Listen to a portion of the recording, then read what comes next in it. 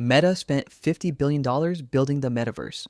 Horizon Worlds has fewer active users than a mid-sized podcast. And VR surgical training reduces error rates by roughly 40% measurably. So is the Metaverse a revolution or a corporate distraction? Depends on what the word actually means.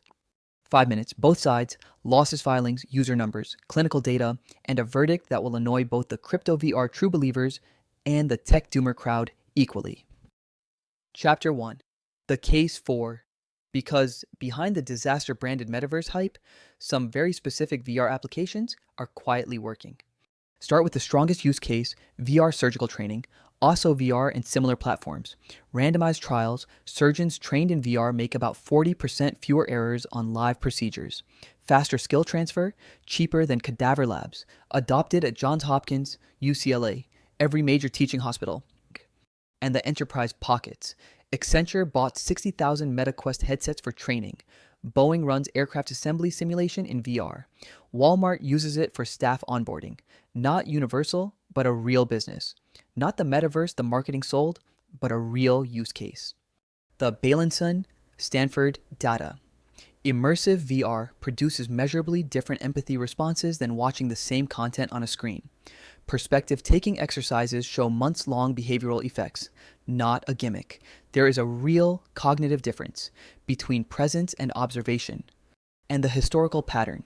Radio, dismissed as parlor toy in the 1920s. TV, dismissed as gimmick in the 1940s.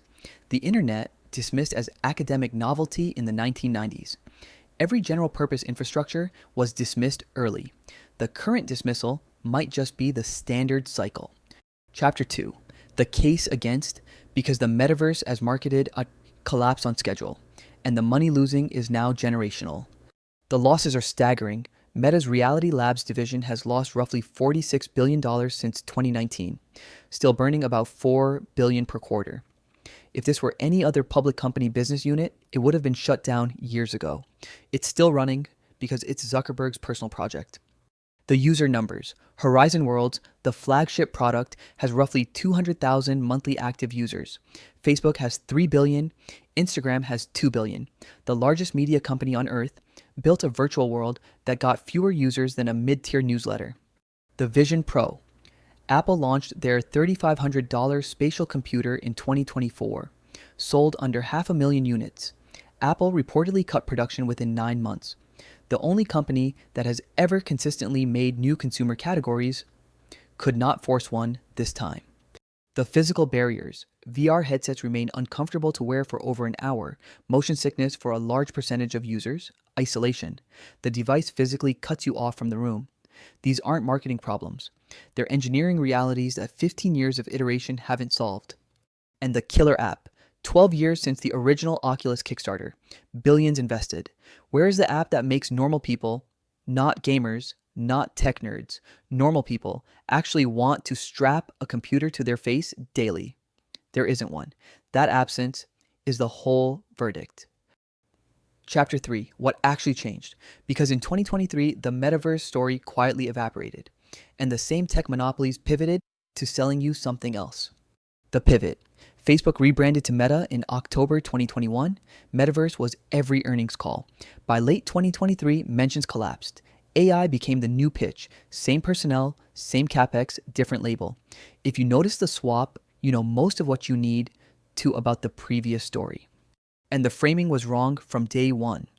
Revolution or distraction is a false binary. General purpose infrastructure is never one thing. It's 20 different things. Some real, some marketing. The metaverse pitch tried to be all at once and became nothing convincingly. Chapter 4. The verdict. The answer that annoys the VR utopian and the tech doomer, and probably you, equally. Both are true. The metaverse, as Meta marketed it, persistent 3D shared universe replacing physical life, failed catastrophically. And specific VR and AR applications, surgical training, industrial simulation, some entertainment, are quietly thriving. The narrative failed. The technology didn't. So stop asking, is the metaverse the future? Ask instead, which specific application of this technology and creates measurable value now? Because that question has real answers, and the answers do not sum to a single unified virtual universe. 3 rules. 1. Follow the use case, not the platform. Surgical VR works. Virtual coffee with your Meta avatar doesn't. Care about the application, not the Metaverse brand. 2. Assume 20 years, not 5. Infrastructure tech historically takes 30 plus years to mainstream. Anyone promising faster is selling. 3. Watch who profits. Corporate metaverses extract user data. Open standards create user value. The design decides the outcome. The internet was born in 1969, mainstream in 2000, 31 years. The smartphone was conceptualized in the early 1990s, mainstream in 2010, roughly 20 years. If VR follows the same S-curve, the useful version arrives around 2035, which is fine, except most of the companies pretending otherwise need it to arrive by their next earnings call. Be specific. Name one VR or AR experience that genuinely moved you and one that felt like corporate cope. A rebrand hiding a decline. Both. The pair is the picture. Subscribe. New question every week. The honest answers nobody in either tribe will give you.